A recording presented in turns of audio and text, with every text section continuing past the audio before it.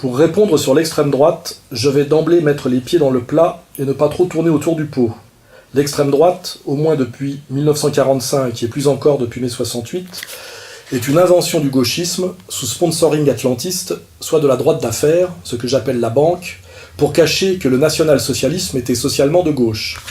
Ça aussi, c'est une des clés de compréhension de tout ce qui se joue depuis la fin de la Seconde Guerre mondiale. En tant que national-socialiste français, ça m'agace d'être rangé à l'extrême droite, qualificatif qui désigne pour moi les néoconservateurs, les impérialistes américano-sionistes et le pouvoir bancaire international. Donc, ma réponse, c'est que je ne suis pas d'extrême droite, je suis national-socialiste, mais on peut considérer que c'est pire. J'ajouterai, pour qu'on ne me prenne pas juste pour un provocateur, un national-socialiste français, sans besoin de recours à une théorie raciale pour des raisons d'espace vital, ce qui correspondait à la situation allemande, l'idéologie découlant souvent de la géographie. Je suis national-socialiste à la manière d'Hugo Chavez, soit, compte tenu du contexte actuel de domination par le mondialisme militaro-bancaire, un authentique homme de gauche, comprenne qui voudra. Je vous laisse juge de l'honnêteté de chacun et de la grossièreté de mes adversaires. Bonjour à tous et à toutes, bienvenue sur la chaîne YouTube Martin Eden, et aujourd'hui on va encore continuer sur le national-socialisme, qui est, ma foi, assez enrichissant parce que là j'enregistre les épisodes en série si vous voulez, et ouais, je redécouvre avec vous chaque fois, ça me refait ma culture, je révise les bases si vous voulez, c'est voilà, ce que je vous apprends vous, je me le revois pour moi aussi en même temps, c'est formidable, comme ça on s'éduque l'un l'autre, c'est formidable, enfin, j'aime beaucoup. Le racisme hitlérien, voilà, thème assez central je pense. Le racisme était le fondement du nazisme. Pour protéger la race allemande, un certain nombre de mesures avaient été prévues. Darré voulait classer les jeunes filles. Les unes auraient la faculté de se marier et d'avoir des enfants, les autres indignes en seraient privées. Je crois qu'il y avait un truc sur... Enfin, non, pas je crois. Il y avait un truc sur... voilà, sur... Zemmour qui voulait, voilà, c'est ça, voilà, supprimer les aides sociales aux mères célibataires. Enfin, ça me fait un peu penser à ça. Enfin, bref. Himmler avait décrété dès 1931 que tout membre de la SS qui voudrait se marier devrait obtenir une autorisation accordée ou refusée selon les principes de la santé raciale et héréditaire. Par contre, les jeunes filles n'auraient pas le droit de se refuser, c'est quand même dommage, je tourne la page, pas le droit de se refuser à des SS, voilà. Véritable étalon pour la création d'un ordre sacré hérité des Vikings et des chevaliers teutoniques. Himmler, approuvé par Rosenberg, avait fondé l'organisation Lebensborn, fontaine de vie, où seraient élevés les enfants ayant des traces de sang nordique, même s'ils étaient nés hors d'Allemagne. Après, comment ils faisaient des tests, j'avoue que je ne sais pas trop.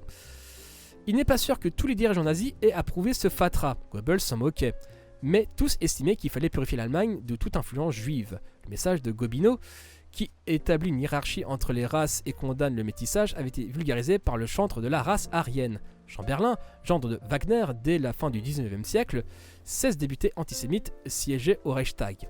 Le stéréotype du juif, corrompu et corrupteur, était fréquent dans la littérature populaire.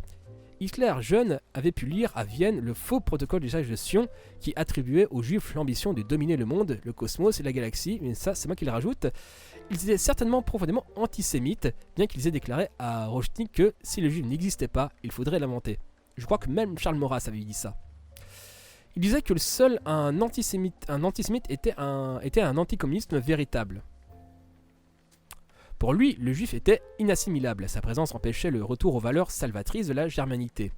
Son internationalisme, par sa dispersion, mais aussi parce qu'il était à l'origine des internationales capitalistes et communistes, était un suicide pour les peuples parmi lesquels il vivait. C'était l'antirace. Aussi bien les juifs furent boycottés, éliminés de l'administration du barreau, de la banque, de l'édition. Les lois du Nuremberg en 1935 leur ôtèrent leurs droits civiques. Ils devinrent des étrangers dans leur pays. Les lieux publics leur furent interdits, ainsi que toute relation sexuelle avec les Aryens.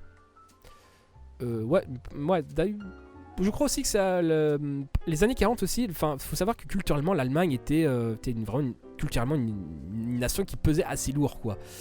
Mais depuis que Hitler a voulu les éradiquer, c'est vrai que d'un point de vue intellectuel, c'est vrai que ça, d'un point de vue production culturelle, au sens large du terme, l'Allemagne ne s'en est jamais vraiment remis de ça, en fait, parce que, bon... voilà, je vais pas dire que tous les cerveaux étaient juifs, mais une bonne partie l'était, on va dire. Voilà, donc à un moment donné, la fuite des cerveaux a fait que l'Allemagne s'est un peu cassé la gueule culturellement parlant par rapport à ça. Excusez-moi, j'ai mal à la gorge.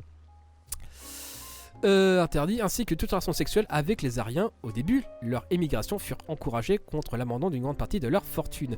Puis Hitler pensa à les déporter en masse à Madagascar. Je pense que c'est un problème qui a été vite abandonné. La guerre permit de mettre en application la solution finale du problème juif, c'est-à-dire l'extermination des juifs, décidée à Wannsee en 1942. Raflés dans toute l'Europe, parqués dans les ghettos, parfois massacrés sur place ou réduits à l'indigence, ils furent enfin gazés et incinérés dans les camps de concentration. Oui, parce que Birkenau en premier. Oui, parce qu'il faut savoir qu'à peu près un peu plus de la moitié des 6 millions de morts n'étaient pas faits du gazage. Parce qu'au début, les gaz, ils ont un petit peu tâtonné, si tu veux. Ils se sont fait un peu la main sur les handicapés. Mais au début, voilà, ils faisaient ça de manière, je vais dire même, de manière assez morbide, artisanale. C'est-à-dire qu'ils se pointaient dans un village avec un bataillon, peu importe, et puis ils les flinguaient à balles réelles. Femmes, enfants, vieillards, enfin voilà tout. Bon, ça rendait les soldats un petit peu barjots. Donc, ces massacres de sang-froid, on va dire. Donc, à un moment donné aussi, ce qu'ils avaient fait, c'est qu'ils pas flinguaient sur place, mais dans la forêt d'à côté, avec une fosse commune, etc., etc.